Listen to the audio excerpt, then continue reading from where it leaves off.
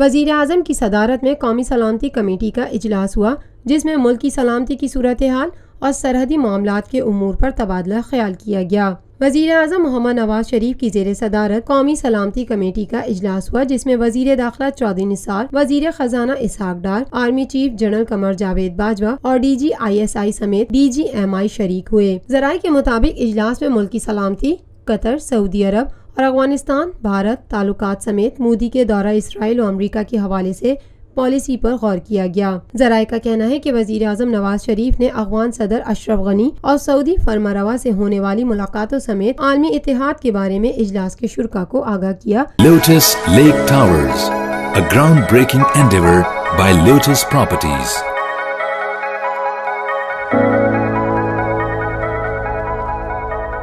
پاکستان بھر میں نمائندگان کا وسیع نیٹ ورک، ہر خبر جاننے کے لیے دیکھتے رہیے TNN TV۔